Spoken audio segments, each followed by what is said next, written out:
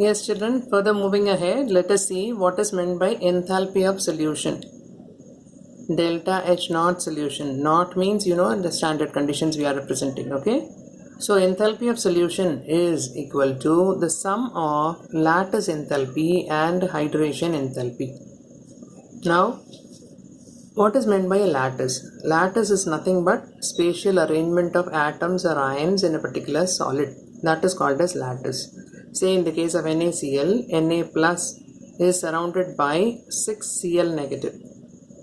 4 in a 2D figure you can show 1 Cl minus above the plane, 1 Cl minus below the plane. So each and every Na plus is surrounded by 6 Cl minus. Same way each Cl minus is surrounded by 6 Na plus.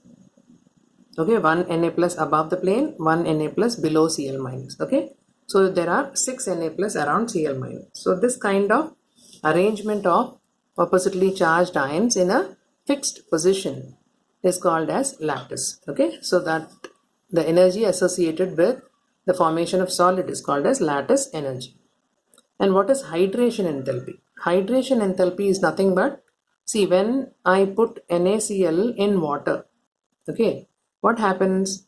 It gets split into Na plus and Cl minus ions. And this Na plus is surrounded by water and Cl minus is also surrounded by water. Okay, so the amount of energy associated with the interaction of water molecules with Na plus, same way water molecules with Cl minus. So the interaction, it releases energy. Okay, see, water ki jo oxygen part will be attracted towards Na plus and water ka hydrogen part will be attracted towards Cl minus. Okay, so this is dielectric constant. I told you in previous classes once we discussed about that, right? So the amount of energy associated with the interaction of water molecules surrounding a particular ion is called as hydration enthalpy or hydration energy. Okay, so when an ionic compound dissolves in a solvent, the ions leave their ordered positions on the crystal lattice. So this is the crystal lattice I told you. So when you put it in water, what will happen? The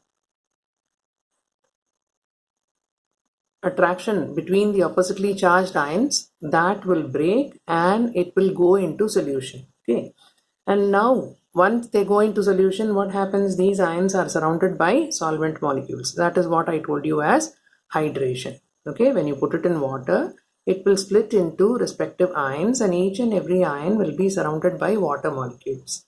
Okay, now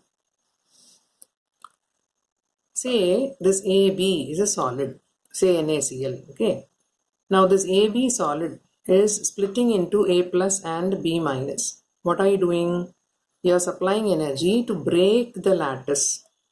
Okay, it gets split into A plus and B minus, and then you put water into it. That A plus is surrounded by water, B minus is surrounded by water, and you get A plus aqueous and B minus aqueous. Aqueous means water surrounding each ion. Okay, now this is a cycle of events. AB solid getting converted to A plus aqueous and B minus aqueous. This is called as enthalpy of solution. This is called as lattice enthalpy when you break the lattice. This is called as hydration enthalpy when the ion is surrounded by water. Okay, so this process is hydration, this process is breakage of lattice, and this is enthalpy of solution. Right? Now energy supplied to break the lattice and energy is released when each ion is surrounded by solvent. Remember these two things. Whenever you want to break the lattice, you have to supply energy. And whenever an ion is surrounded by solvent, energy is released. Okay? So dissociation is endothermic. You are breaking the lattice, no? So that breakage is endothermic. Hence, solubility increases with increase in temperature. Okay, when you say that dissociation is endothermic. Endothermic reactions are those reactions which require heat. Okay, so when you increase the temperature, solubility will increase. It will increase with increase in temperature.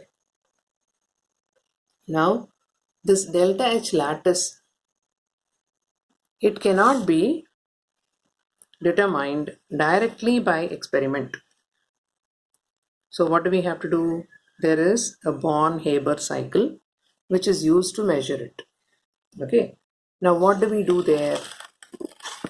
Again, this also I told you in the previous chapter, if I remember correct. This is called as Born-Haber cycle.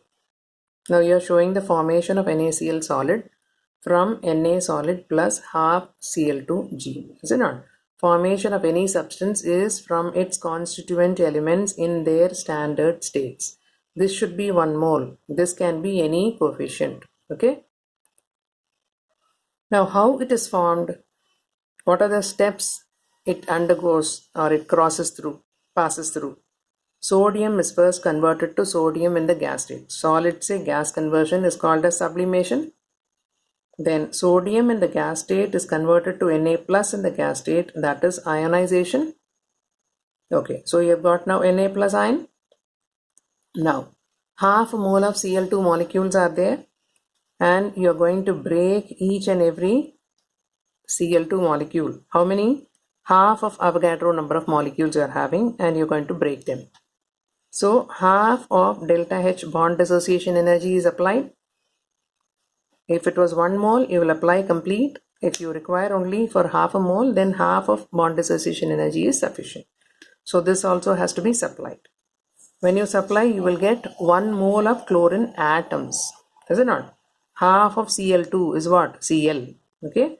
So you will get 1 mole of Cl in the gas state. Then this Cl is accepting an electron to become Cl minus in the gaseous state, and this is called as electron gain enthalpy. 1 electron is gained. Cl is becoming Cl negative. Now the interaction between Na plus and Cl minus in a proper order to form a lattice is called lattice energy. It is called lattice energy, and then the lattice is formed. So what is this? This is formation of NaCl. So this formation of NaCl is the sum of sublimation energy, ionization energy, half of bond dissociation energy, electron gain enthalpy, and lattice enthalpy. The sum of all this is this. Okay. Now look here.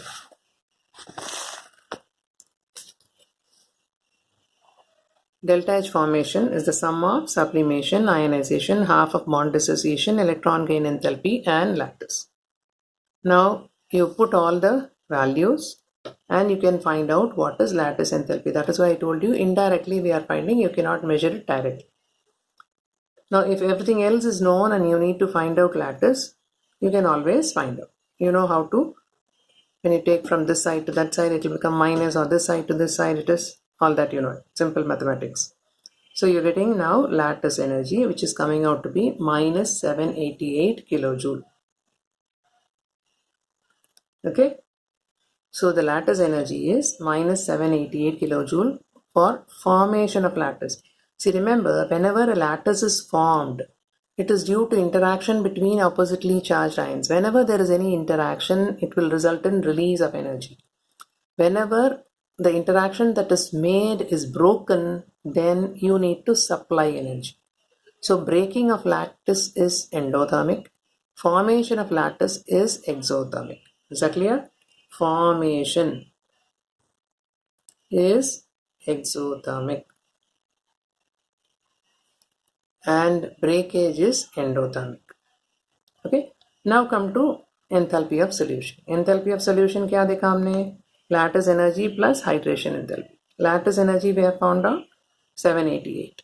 Okay. Now minus 788 is formation. What do you have to do when you want to find out solution? You're going to break the lattice, is it not? So it is plus 788. You have to supply.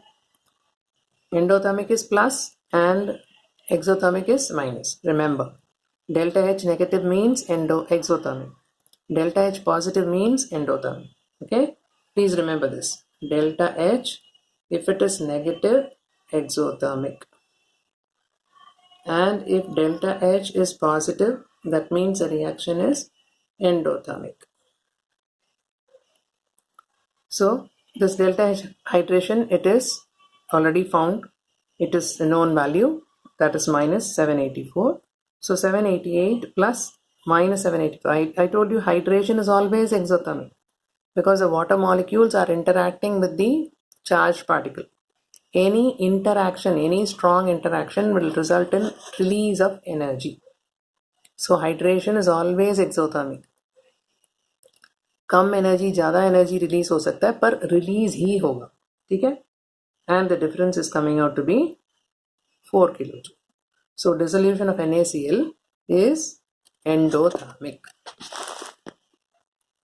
Okay, of course the energy associated is only very small, it is only 4 kilojoule, right?